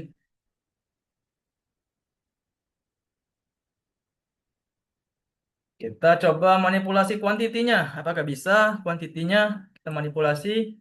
Kita lihat responnya. Nah, ini parameter tampering. Nah, ini masuk nih. Ini salah satu contoh parameter tampering di business logic. Nah, dia masuk karena harusnya nggak bisa nih pakai minus-minus ini. Ntar mau karuhin harganya ini. Jadi repot ntar. Nih, kita lihat. Nah, minus dia ya. Nah, ini merupakan vulnerable. Kita validasi dulu sebelumnya. Memang minus nggak? Ntar dia nggak minus. Cek dulu pembayaran. Tadi minus satu ya, oke lah. Kita bayar. Terus, nah ini bisa. Nah, ini vulnerable di parameter pampering. Nah, atau harganya kita manipulasi. Karena tadi nggak ada harga, dia hanya bisa di kuantitinya. Oke lah. Baik lagi, kita cari nih di parameter yang sama aja, biar sama dengan tema ya. Terus parameternya apa lagi lah? Ini lagi lah. Terus tambah. Tadi produk ID-nya udah nih nggak bisa basket ID-nya ya. Basket ID-nya ubah ke lain ya. Ini kayaknya Idor nih. Kalau kita di real case dia UID. Tadi berapa? 6 ya. Ubah jadi 7. Ubah jadi 7 bisa nggak? Tuh nggak bisa. Berarti dia nggak ada kerentanan di sini. Coba dia dengan metode lain kali. Basketnya ini biasanya bisa juga manipulasi kayak ini kayak ginian. Either lagi kali. Nah, berubah jadi 7. Apakah bisa? Ini either juga nih sebenarnya. Agak bisa. Karena oh, nggak bisa. Kita coba lagi. Apakah di tempat lain bisa nggak? Nggak ada usernya kali ya. Kita rubah menjadi basket ID-nya 6. Jadi 5 kali ya. Jadi 5 apakah bisa? 5. Nah, ini bisa nih. Mungkin yang 7 tadi dia nggak ada usernya. Jadi dia masuknya ke 5. Masuk ke basket ID-nya 5 atau UID-nya 5. Ini either nih. Terus kita lihat. Nggak masuk kan? Karena dia masuknya ke 5 tadi. Nah, ini juga merupakan pengembangan dari vulnerable yang tadi. Jadi itu kita lebih ke pengembangannya dari endpoint yang sama gitu. Terus kita coba teknik-teknik yang berbeda. Ini mungkin contoh bisnis logic dan bagaimana cara kita mengembangkan satu bug menjadi beberapa bug yang bisa kita lakukan bisa dianggapi terima lah gitu. Ntar pada saat nge-report gitu. Mungkin selanjutnya itu saja tahapan selanjutnya mungkin Q&A ya. Oke, terima kasih mungkin untuk kembali lagi ke teman-teman dari Merdeka Cyber. Oke, terima kasih Mas Edo, terima kasih banyak ya. Kita jadi tadi sudah dijelaskan juga ya bisnis logiknya itu seperti apa, lalu ada simulation case-nya juga, kita juga dikasih tahu juga nih ada pilotnya juga yang mungkin bisa diikuti. Nah, untuk yang simulasi case-nya mungkin bisa diinfo Mas, kita bisa eh, aksesnya kemana gitu Oh, ya. boleh Mm-mm. boleh. Tadi tuh saya pakainya di ini sebenarnya di lokal. Nah, tapi ada juga nih yang publiknya nih saya kirim ya. Mm-mm. Biar bisa belajar kali. Mungkin Terus dari kakak-kakaknya bisa belajar dan kita juga nanti ada di YouTube ya untuk yang rekaman webinar hari ini. nih. Nah, ini dia nih. Mantap, Mas Edo. Oke, mungkin boleh banget ini ada pertanyaan mungkin di session Q&A ya dari Mas Yoga Suara HN. Ingin tanya Mas, jadi idor BAC itu hanya untuk deliver logic bug-nya kah? Gitu. Iya, benar. Jadi tuh sebenarnya kalau dia nggak ada ini ya, nggak ada business logic, anggapannya dia nggak bisa business logicnya. Terus dia ada vulnerable IDOR. Nah, itu bisa kita coba-coba di endpoint yang sama gitu. Kan ini kebetulan case-nya tadi tuh dia rupanya bisa nih satu endpoint tuh bisa melakukan IDOR. Jadi tuh sebenarnya kalau kita mau mengebuktinya ntar ngebuka akunnya dulu kan. Kita create dulu, mungkin kita bikin 2 akun, kita salin nih ID-nya biar ketahuan idornya gitu kan. Nah, nanti seperti itu. Itu hanya untuk ngedeliver aja. Oke oke. Oke, Kak Yoga mungkin sudah menjawab ya terkait hal ini. Nanti kita juga ada yang raise hand itu nanti kita ini juga ya kita pilih juga nanti. Oke, Dari Kak Adi Prasetya untuk simulasi bugnya itu kira-kira bisa nggak beda item, beda bug? Apakah ketika ketemu satu bug berarti bisa semua di produk lain kah? Nah, ini untuk targeting ya. Kalau kebanyakan tuh region biasanya itu. Jadi tuh misalnya regionnya, kalau kita mainnya di e-commerce, regionnya kita anggaplah Indonesia, Singapura, Malaysia.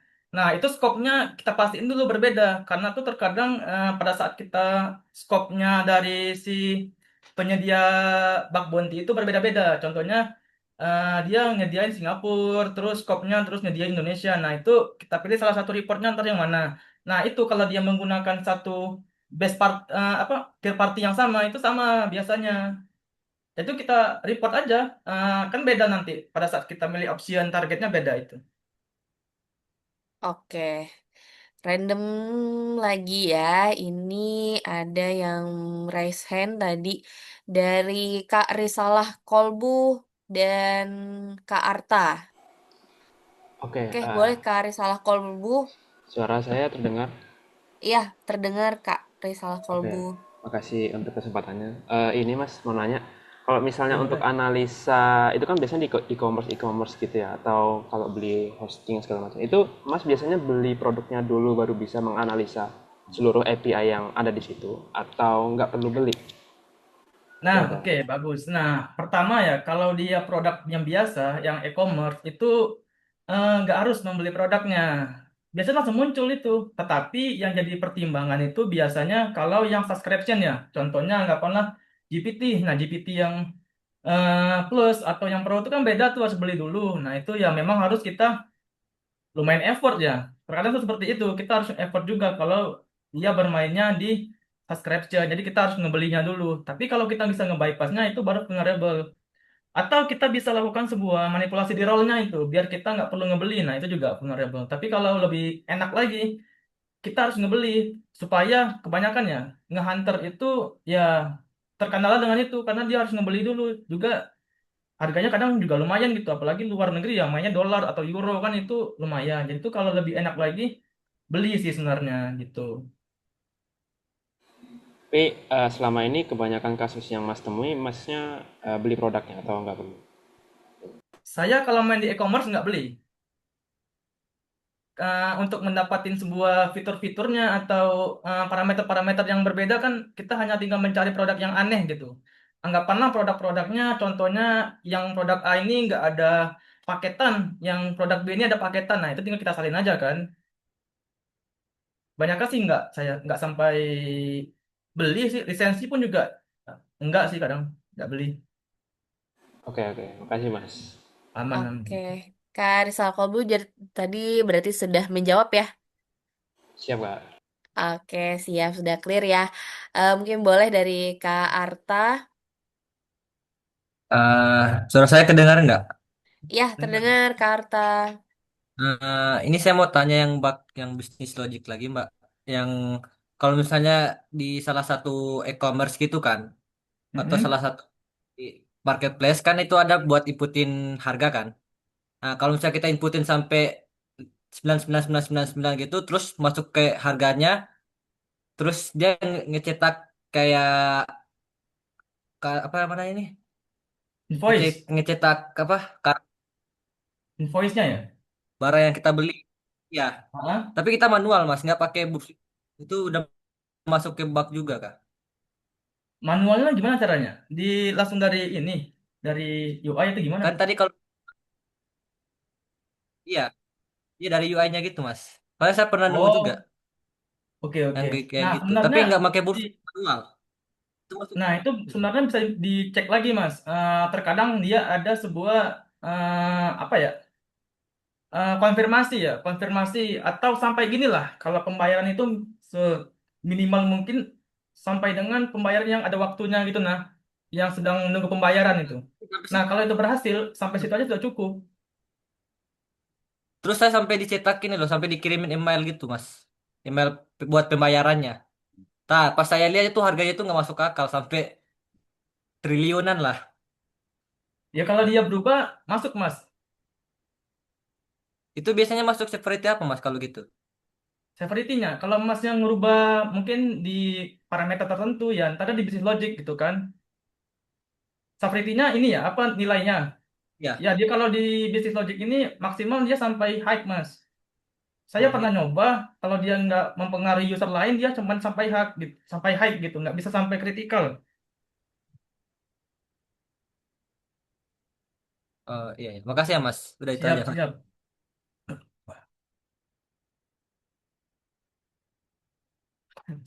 Siap.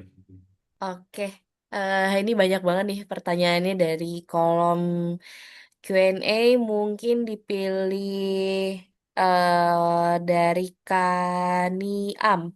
Izin tanya Bang, ada rekomendasi atau pustaka buat panduan bisnis logiknya nggak ya? Kalau kata teman-temanku, enak langsung main di Figure aja. Itu lebih enak. Sebenarnya lab-lab kalau mau belajar di Figure tuh oke sih. Nah, setelah dapat fundamental, langsung kalau kata teman-teman tuh terjun aja langsung gitu. Nih, untuk lab Figure ya. Nah, Iya, ini sini belajarnya bagus nih karena rekomen nih, banyak penjelasan juga di sini. Nah, kalau sudah kuat nih fundamentalnya, langsung aja terjun gitu. Tapi yang legal ya, jangan yang sembrono ya. Ntar jadi salah gitu. oke. eh ini dari Kak Sajimin ya. Izin tanya, berarti melakukan hal bug bounty ini harus punya persetujuan e-commerce dulu nggak ya? Tadi udah dijawab ya, Oh, persetujuan kalau itu e-commerce. kan Heeh. sebenarnya kita kalau daftar ini ya, daftar platform itu kan sudah ada NDA-nya, udah ada KYC-nya. Nah, itu otomatis menyetujui semua yang harus kita patuhin lah itu, mulai dari pelanggaran yang nggak boleh kita lakukan. Nah, itu sudah dilakukan persetujuan. Tapi yang perlu kita ingat pada saat kita melakukan pembayaran, nah itu harus jangan kita bayar dulu, karena takutnya nih dia nggak ada fitur pembatalan, ntar jadinya kita jadi ini jadi fraud gitu, jadi malah kena gitu kan. Jadi sampai check out aja, sampai invoice lah paling enggak. Invoice itu biasanya ada waktunya gitu. Misalnya 15 menit nggak bayar dia bakalan gagal gitu kan. Oke. Oke, ini ada lagi dua lagi ya dari dari Kak Faga. Apakah ada rekomendasi platform bug bounty yang memiliki kurikulum atau jenjang kesulitan atau learning path-nya ramah bagi pemula, namun tetap menawarkan skema reward atau insentif yang kompetitif?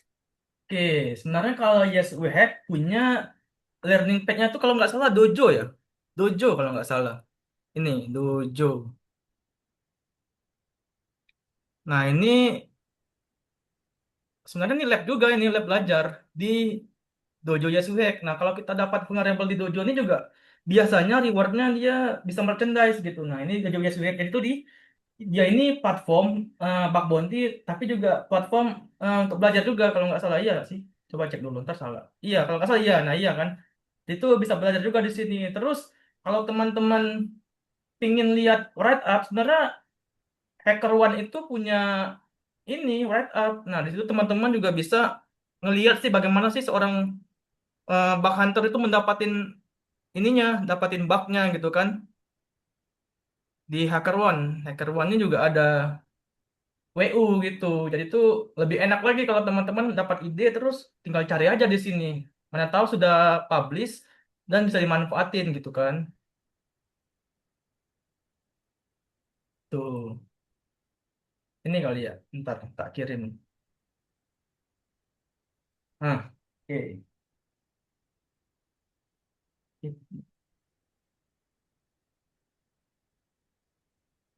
Kalau pakai hack the box gimana Kak? Katanya ada yang nanya nih. Oke, kalau Hack the Box itu kan semuanya sebenarnya platform belajar ya. Lab-labnya juga lengkap. Terus kita bisa membeli lab-lab tertentu. Kita bisa lakukan real case, mungkin CTF, tapi bukan tapi sih. Ya bisa juga di situ karena di situ ada learning pad-nya juga gitu. Sebenarnya dari sumber apa aja bagus semua gitu. Karena Hack the Box apalagi the Box itu sudah jadi top nian itu ya. Kalau untuk belajar apalagi untuk teman-teman yang main CTF tuh udah oke-oke banget di situ. Apa Hack the Box, terus apa lagi ya? Try Hack Me dan lain-lain. Nah, itu bagus juga itu semuanya bagus semua. Tergantung dari kita lagi tuh padu kiblatnya kemana ya kalau bahasanya itu ya. Apakah kiblat kita mau ke hack the box gitu. Bagus sih bagus-bagus. Oke. Nah, yang tadi berarti nanti PPT-nya bisa dibagikan nggak ya, Mas? Atau nanti bisa Oh boleh, di-info di LinkedIn gitu, boleh di-share di boleh. LinkedIn juga. Ini saya kirim di komentar kali. Oke.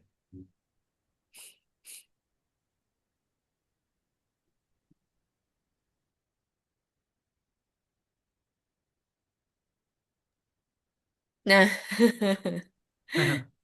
udah di-share, udah di-share langsung ya, gitu. Oh, oke. Mantap.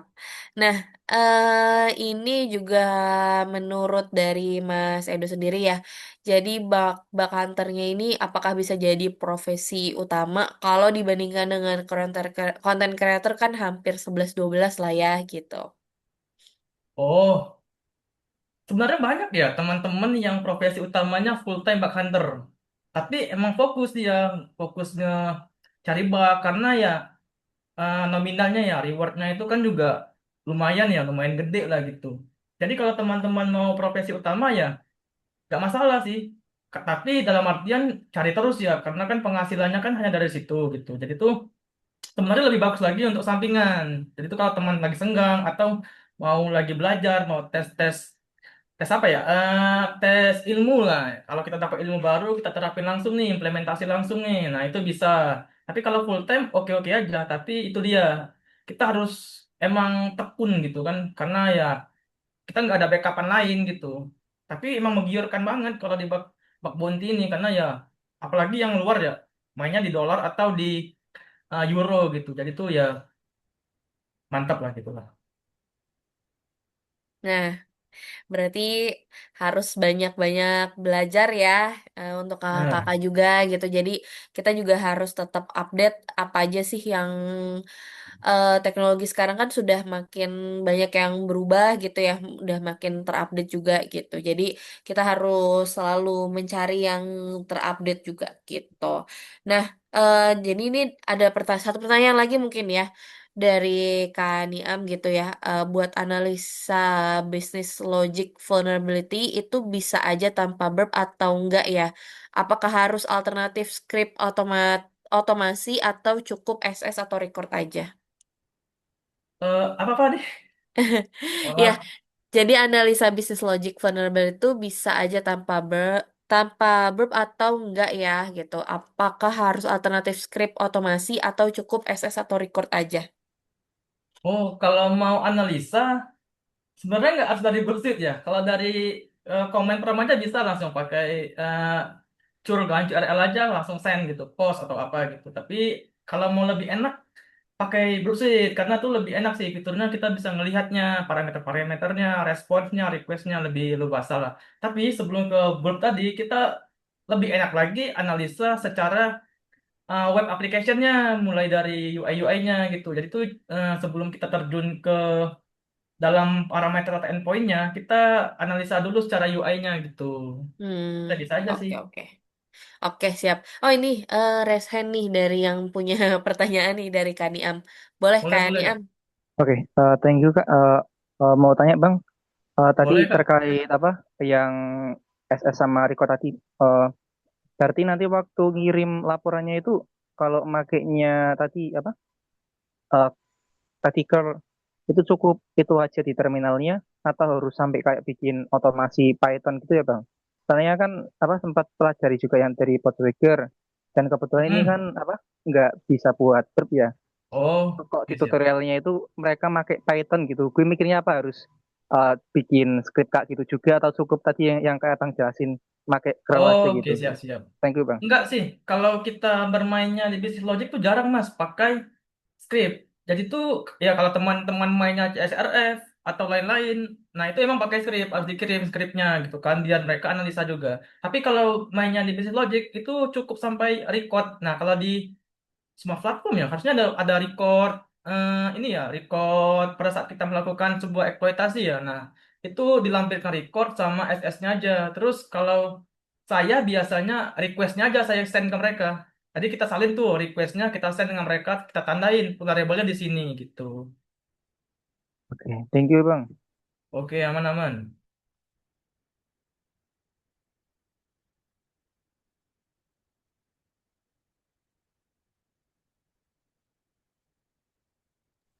Oke, kita sudah selesai untuk session Q&A-nya. Mungkin boleh banget nih kakak-kakak yang mau join ya. Untuk tanggal 19 Januari kita mulai kelas untuk Merdeka Siber. Jadi kita sudah memberikan diskonnya juga itu di 2 juta rupiah aja. Jadi nanti dari kakak-kakak nih yang mau banget untuk join di cybersecurity atau mau transformation juga secara karir dan mungkin ada yang masih kuliah juga nih untuk yang S1 atau S2 gitu kan. Lumayan banget ya buat tambah-tambah sertifikat gitu ya. Karena kan sekarang kan sertifikat itu kan udah diwajibkan atau syarat untuk lulus ya gitu. Nah, mungkin boleh banget nih kakak-kakak yang mau join gitu ya, yang mau join kelasnya atau bisa banget buat bahan tesis, buat bahan skripsi juga. Nah, kita kan sudah ada real case-nya gitu ya di Merdeka Siber ini gitu. Jadi tunggu apa lagi gitu ya. Langsung join aja di kelas kita Merdeka Siber untuk nanti bisa menghubungi admin kita gitu. Oh iya nih ada yang mau saya Kak switch karir dari OB mau ke Pentes. Nah ini salah satu semangat yang bagus ya Kak Excel gitu. Ada juga nih yang menanyakan mungkin bisa dari Mas Edo memberikan tanggapan mending jadi bug hunter atau pemain CTF ya. Sebenarnya saya gak hunter tuh karena gak jago CTF. Nah, sebenarnya sama aja. Kalau emasnya jago di CTF atau Bug Hunter, sama-sama bagus. Karena saya juga sebelumnya CTF. Karena nggak jago, nggak menang-menang, pindah ke Bug Hunter. Gitu. Sama-sama aja, sama-sama di satu ranah security gitu. Sama-sama bagus, sama-sama menguntungkan untuk skill atau untuk finansial, sama-sama oke. Tapi karena saya nggak jago di CTF, saya beralih ke Bang Monty gitu. Masih banyak pintu lain ya Mas Edo ya. Benar, benar, benar. Iya, jadi benar-benar memanfaatkan masih banyak peluang lain gitu ya. Apalagi kan kita ini kan udah ibaratnya kita ini udah kalau yang saya pelajari ya, jadi nantinya itu akan ada geopolitik ya. Jadi kita tuh bukan penyerangan secara bisnis lagi nih, tapi kita tuh akan nantinya adalah penyerangan secara teknologi, secara digital gitu. Apalagi yang penting-penting ya, yang utama-utama tuh ada server-server pemerintahan, BUMN gitu. Nah, itu kan masih banyak yang harus diperbaiki juga gitu kan. Mungkin kita persiapan juga ya untuk diri kita gitu ya. Siapa tahu nih gitu kita bisa direkrut ya kan. Nah, mungkin dari cara belajarnya bisa juga ke Merdeka Siber ya gitu. Jadi kalau misalkan ada yang mau bootcamp atau ada yang bertabrakan nih dengan bootcamp lainnya. Nah, kita ini nanti bisa disesuaikan ya untuk jadwal-jadwalnya gitu.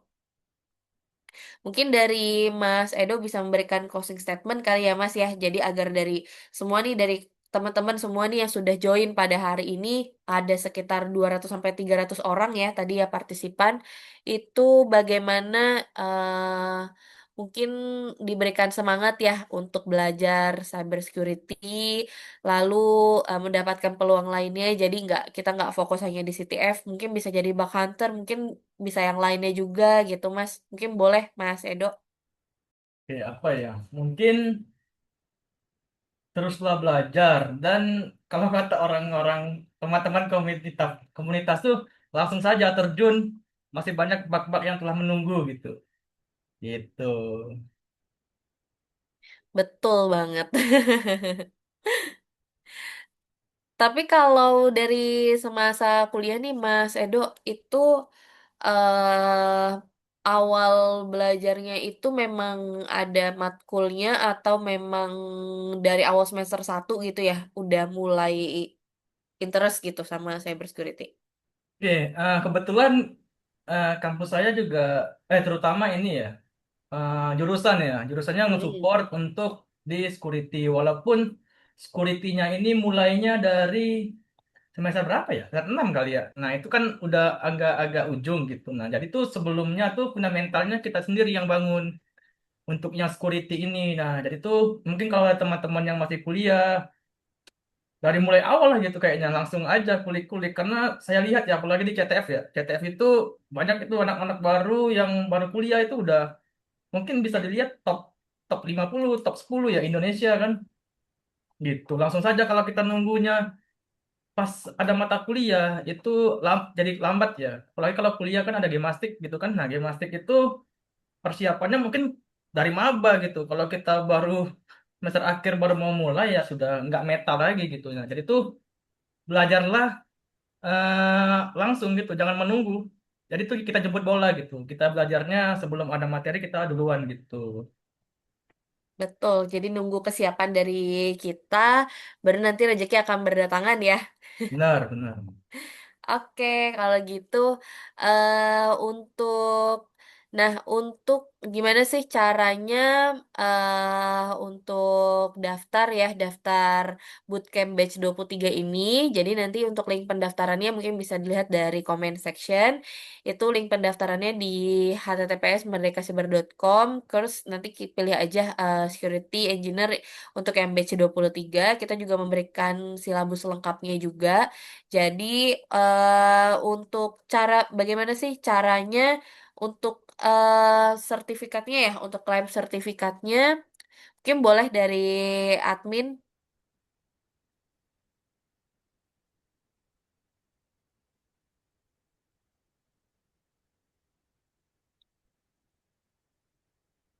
boleh di-share untuk klaim sertifikatnya sambil saya jelaskan sedikit ya terkait bootcampnya itu nanti ada apa aja sih gitu. Jadi nanti bootcampnya ini diajarkan bagaimana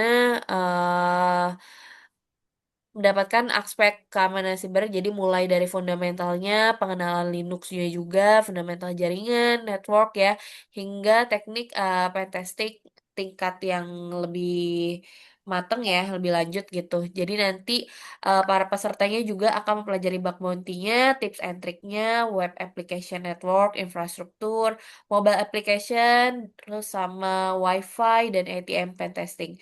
Nah, selain itu di bootcamp ini juga mencakup defensive security, jadi menggunakan Wazusim dan threat intelligence serta keterampilan digital forensik untuk menganalisa artefak digital. Nah, sebagai penutupnya juga, nanti dari peserta juga akan dibimbing dalam penyusunan laporan penetration testing, pentest. Jadi sesuai banget nih dengan standar industri. Jadi kan sekarang pentest itu tuh udah mulai merambah ke payment gateway, gitu ya. Bukan hanya bank aja ya, dari payment gateway. Terus itu sih yang paling banyak ya harus disediakan nih payment gateway sama beberapa aplikasi-aplikasi atau sistem yang API ke beberapa bank. Nah, itu harus disertakan laporan pentestnya juga gitu. Jadi nanti kita juga memastikan juga nih dari para kakak-kakak yang join untuk yang ke batch 23 ini itu siap menghadapi tantangan dunia industri gitu. Nah, untuk pertemuannya kita mulai dari hari Senin tanggal 19 Januari 2026. Mungkin bisa dicek ya di silabus yang telah terupdate gitu ya. Hari pertama nanti kita ada mempelajari apa aja dan PIC mentor-mentornya ini dengan siapa saja gitu. Sampai di tanggal kita ini kan 20 kali ya. Jadi itu sampai di 3 Maret 2026. Sampai bulan puasa lumayan lah ya buat mengisi waktu luang sampai bulan puasa. Jadi bulan puasa juga kita mendapatkan ilmu baru ya kan. Tahun baru mendapatkan ilmu yang baru dan dapat semangat yang baru juga. Siapa tahu juga kerjaan yang baru abis lebaran.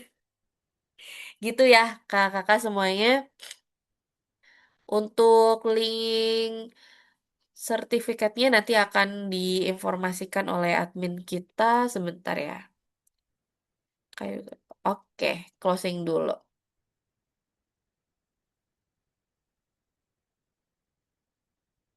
Oke, sebagai penutup ya, jadi pengamanan bisnis logiknya itu bukan tentang kita mencari kesalahan siapapun, tapi tentang gimana caranya membangun aplikasinya ini jadi lebih kuat, lebih tahan banting juga, lebih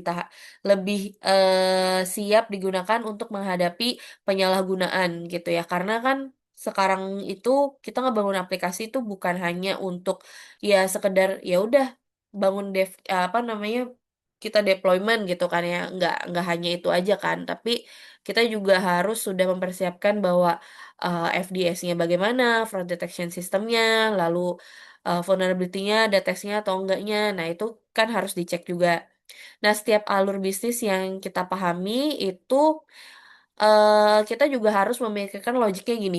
Bagaimana kalau ini nanti disalahgunain ya, gitu. Berarti kan kita juga harus mencari bagaimana potensi celahnya, gitu. Ibaratnya kayak negatif testingnya seperti itu ya, yang menjadi celah untuk jadi kekuatan sistem tersebut. Nah, maka dari itu juga jadikan security ini bukan sebagai penghambat, jadi tapi sebagai enabler bagi produk yang aman, dipercaya, dan bisa berdampak yang besar. Karena pada dasarnya aplikasi yang baik itu bukan hanya berjalan dengan lancar ya, tapi yang tetap aman saat diuji dengan cara yang paling ekstrim. Gitu. Terima kasih. Semoga sesi hari ini memberikan energi yang baru, memberikan semangat yang baru juga di tahun 2026 untuk terus belajar dan berkembang. Mau pantun sedikit boleh ya? Pergi ke taman melihat awan, tak lupa bawa bekal makanan. Kalau yang lalu biarlah menjadi mantan, yang penting webinar hari ini berkesan. Dan jangan lupa untuk kakak-kakak semuanya yang mau klaim sertifikatnya itu Oke. nanti bisa bisa banget ya untuk di screenshot atau memberikan insight baru ya, insight webinar hari ini dan jangan lupa untuk di tag Instagram Merdeka Siber, lalu di LinkedIn juga Merdeka Siber Academy, lalu juga di tag juga ya untuk Instagramnya Mas Edo dan LinkedIn-nya juga Mas Edo gitu. Oke, kalau gitu terima kasih semuanya yang sudah join pada hari ini. Semoga hari ini dan semoga di tahun ini kita semua mendapatkan berkah baiknya dan mungkin kalau dan mungkin bisa menjadikan kita menjadi pribadi yang lebih baik. Terima kasih semuanya. Assalamualaikum warahmatullahi wabarakatuh. Selamat malam semuanya. Dan terima kasih Mas Edo. Mungkin boleh di-react ya tepuk tangannya.